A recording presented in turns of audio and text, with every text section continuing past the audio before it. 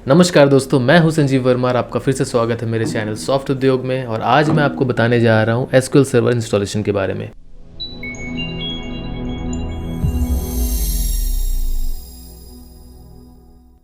SQL server क्या है? ये एक डीबी सर्वर है। डीबी सर्वर मतलब जो भी आप सेव करते हैं ऑनलाइन में या आपके मोबाइल पे कुछ भी डेटा अगर आप सेव करते हैं तो बैकएंड में कहाँ जाके सेव होता है? वो आपका सेव होता है आपके डेटाबेस सर्वर पे। अब डेटाबेस सर्वर मार्केट में बहुत सारे हैं। अब डीबी सर्वर कौन कौन से होते हैं?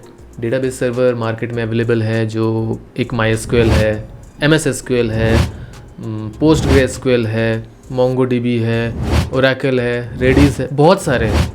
तो कोई भी आप चूज़ कर सकते हैं अपने एप्लीकेशन बनाने के लिए और अपने एप्लीकेशन के लिए।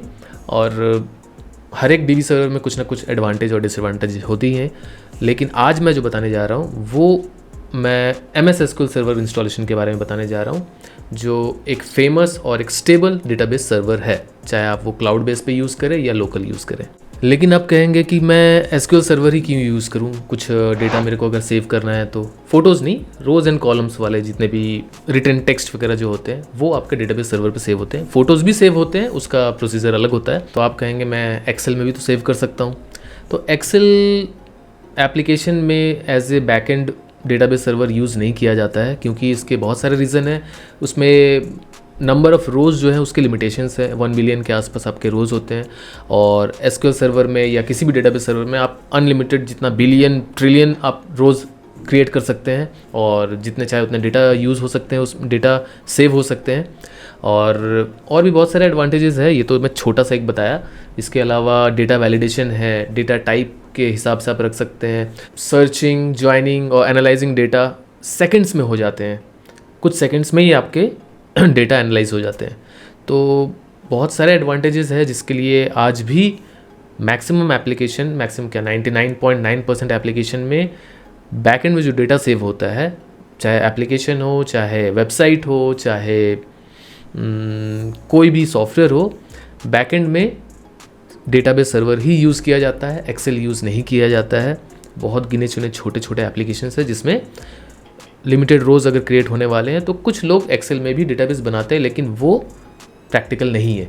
तो आज जो मैं आपको बताने जा रहा हूँ वो आपको बता रहा हूँ एसक्यूएल सर्वर कैसे इंस्टॉल करेंगे आप कहीं पे भी, किसी सर्वर पे या पीसी में।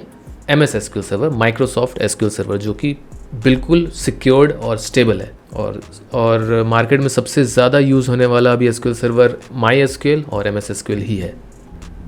तो सबसे पहले आपको एसक्यूएल सर्वर इंस्टॉल कर लेना है। तो फ़िलहाल मेरे पास एसक्यूएल सर्वर का जो एक्सप्रेस एडिशन है, जो कि बिल्कुल फ्री होता है, वो मेरे पास डाउनलोड किया हुआ है। मैं इस फोल्डर के अंदर घुस के सेटअप पे राइट क्लिक करके रन एज एडमिनिस्ट्रेटर पे क्लिक करता हूँ और उसके बाद ये सेटअप इंस्टॉलेशन चालू हो जाएगा। अब ये विंडो आया आपके सामने।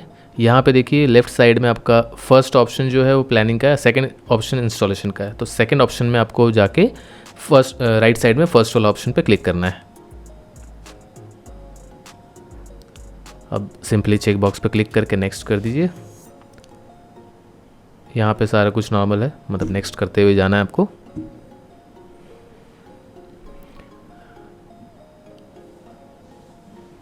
यहाँ पे विंडोज़ फायरवॉल पे वार्निंग दिखाएगा, लेकिन इसको आप इग्नोर करें और नेक्स्ट बटन पे क्लिक कर दें, इससे कोई प्रॉब्लम नहीं होने वाला है।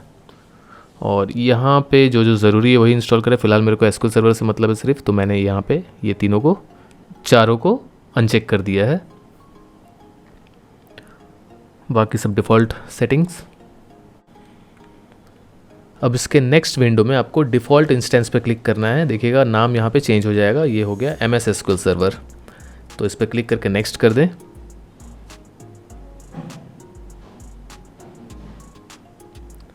और यहाँ पे भी आपको नेक्स्ट करना है, कुछ भी नहीं करना है इस जगह पे।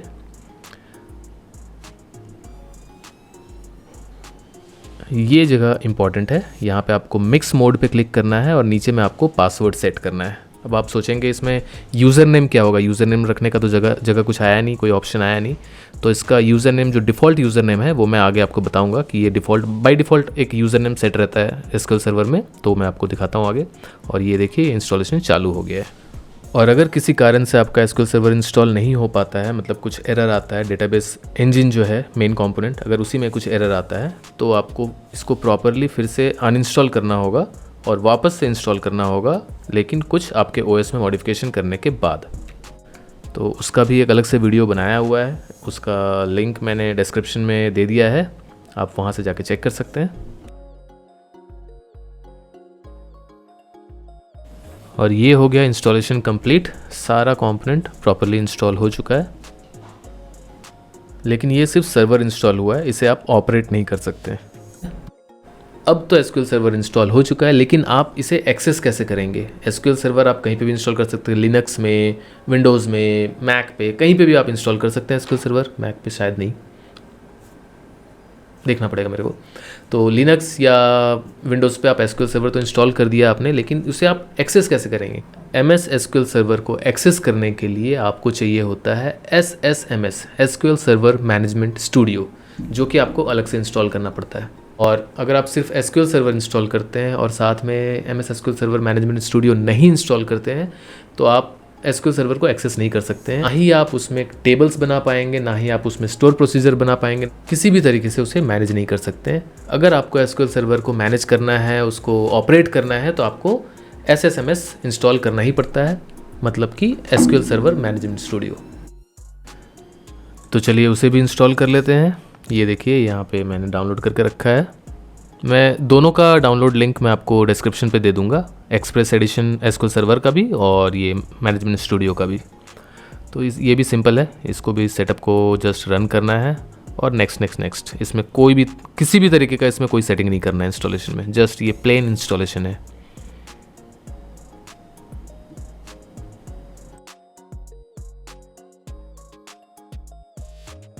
और ये हो गया इंस्टॉलेशन कंप्लीट। अब इसे ओपन कैसे करना है? तो यहाँ ऊपर में आप टाइप करें सर्च में SSMS, तो यहाँ पे देखिए आपका आ गया management studio, SQL server management studio. अब ये ओपन होने के बाद यहाँ पे आपका आता है मेन चीज़, जहाँ पे आपको ऊपर में तो आपको सिर्फ डॉट लिख देना है और यहाँ पे एसक्यूएल का ऑथेंटिकेशन में यूज़र नेम जो मैंने आपको बताया था कि एक डिफ़ॉल्ट यूज़र नेम होता है एसक्यूएल सर्वर का, और पासवर्ड जो आपने वहाँ पे इंस्टॉलेशन के टाइम में सेट किया था मिक्स मोड में, वो पासवर्ड यहाँ डालना है। तो बाय डिफ़ॉल्ट एसक्यूएल का जो यूज़र नेम है वो होता है SA, और पासवर्ड जो आपने रखा वही। बस ये हो गया लॉगिन। यहाँ से आप न्यू क्वेरी लिख सकते हैं। तो ये प्रॉपरली आपका इंस्टॉल हो चुका है। एसक्यूएल सर्वर को अनइंस्टॉल करना जो है, वो बहुत सारे कंपोनेंट आपको दिखेंगे, आपको समझ में नहीं आएगा कि कौन सा पहले अनइंस्टॉल करना है, कौन सा बाद में इंस्टॉल करना है। क्योंकि कभी कभी क्या होता है कि अगर आपका सीक्वेंस अनइंस्टॉलेशन का जो कंपोनेंट आप अनइंस्टॉल करेंगे, अगर उसका सीक्वेंस ऊपर नीचे हो जाए तो कभी कभी ये अटक जाता है, पूरी तरीके से निकलता ही नहीं है, फिर आपको OS को फॉर्मेट करना पड़ता है। तो मैं एसक्यूएल सर्वर को अनइंस्टॉल करके भी दिखाता हूँ। यहाँ कमांड पे मैं appwiz.cpl डाल के प्रोग्राम फीचर्स ओपन किया। अब यहाँ देखिए अब कितने सारे कंपोनेंट्स हैं, लेकिन मेरे को यही वाला अनइंस्टॉल करना है, इसी फाइल को।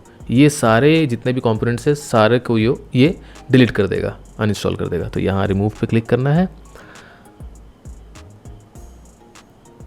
अब यहाँ पे नॉर्मली नेक्स्ट पे क्लिक करना है और यहाँ सभी को सेलेक्ट कर देना है। तो ये जितने भी इंस्टॉल्ड है वहाँ कंपोनेंट्स सारे को वो अनइंस्टॉल कर लेगा अपने से। आपको मैनुअली किसी को एक एक करके सीक्वेंस वाइज सबको अनइंस्टॉल करने की ज़रूरत नहीं है। और दूसरा तरीका है कि आप डायरेक्ट सेम इंस्टॉलेशन फाइल को ओपन करें, सेटअप को ओपन करें और उसको रन करें। रन करने के बाद जब आप इंस्टॉल करने की कोशिश करेंगे, वहाँ पर आपको पूछेगा कि आपको रिमूव करना है या रिपेयर करना है या इंस्टॉल करना है। तो अनइंस्टॉलेशन प्रोसेस अभी भी चालू है और ये कंप्लीट होते ही जितने भी कंपोनेंट्स इंस्टॉल्ड है वो सारे के सारे आपके सिस्टम से प्रॉपरली रिमूव हो जाएंगे। और ये प्रोसेस हो गया डन, सारा कुछ प्रॉपरली रिमूव हो चुका है आपके सिस्टम से। तो आज के वीडियो में बस इतना ही, फिर मिलते हैं नेक्स्ट वीडियो में। तब तक के लिए साइनिंग ऑफ। Thank you.